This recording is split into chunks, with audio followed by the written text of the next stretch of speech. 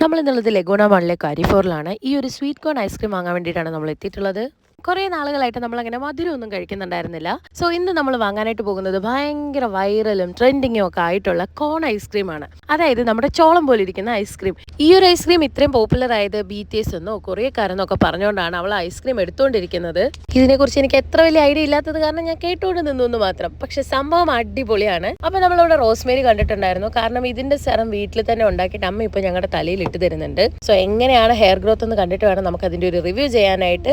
പിന്നെ കുറച്ച് മുന്നോട്ട് നീങ്ങിയപ്പോൾ ദാ കണ്ടു റെഡ് റോസസ്. സോ അങ്ങനെ ഞങ്ങൾ ഐസ്ക്രീം പൊട്ടിച്ച് കഴിക്കാനായിട്ട് പോവാണ്. ആദ്യം ട്രൈ ചെയ്തിട്ടുള്ളത് അമ്മയാണ്. സോ അമ്മയുടെ റിയാക്ഷൻ കണ്ടതിന് ശേഷം ഞങ്ങളുടെ റിയാക്ഷൻ കാണാം. ശരിക്കും സംഭവം നമ്മുടെ സ്വീറ്റ് കോൺ വാങ്ങിയതുപോലെ തന്നെ ഉണ്ടായിരുന്നു. ഒറ്റ നോട്ടത്തിലൊരു ടോയ് ആണെന്ന് തോന്നുന്നു. നമ്മുടെ വേഫറൊക്കെ പോലെ അത്യാവശ്യം കട്ടിയായിട്ടൊരു സാധനമാണ്. ഐസ്ക്രീം ആണെന്ന് പറയത്തില്ല, പക്ഷെ പൊട്ടിച്ച് കഴിച്ചപ്പോൾ അടിപൊളിയാണെന്നാണ് അമ്മ പറഞ്ഞത്. അടുത്തതായിട്ട് എൻ്റെ അനിയത്തിയാണ് പൊട്ടിച്ച് നോക്കുന്നത്. അവളും സംഭവം ഭയങ്കര സൂപ്പർ ആണെന്ന് പറഞ്ഞു.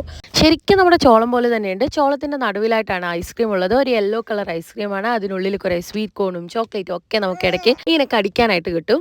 അങ്ങനെ ഫൈനലി നമ്മുടെ ഐസ്ക്രീം ഞാൻ ട്രൈ ചെയ്ത് നോക്കിയപ്പോൾ എനിക്ക് ഫീൽ ചെയ്ത കാര്യം, സാധാരണ ഐസ്ക്രീമിൽ നിന്നും ഇത് ഭയങ്കര വ്യത്യസ്തമാണ്. കാരണം എന്ന് പറഞ്ഞാൽ അധികമായിട്ടുള്ള ഐസ്ക്രീമിന്റെ മധുരം ഒന്നും തന്നെ ഇതിനില്ല. ഒരു മീഡിയം മധുരമാണുള്ളത്. പോരാത്തതിന് ഒരു വെറൈറ്റി ടേസ്റ്റും. സംഭവം അടിപൊളിയാണ്. ഒരുപാട് ചെക്കടിക്കുന്ന മധുരം ഇഷ്ടമല്ലാത്തവർക്ക് തീർച്ചയായിട്ടും ഇഷ്ടപ്പെടുന്ന ഒരു വെറൈറ്റി ഐസ്ക്രീമാണ്. സോ എല്ലാവരും ട്രൈ ചെയ്ത് നോക്കുക. താങ്ക്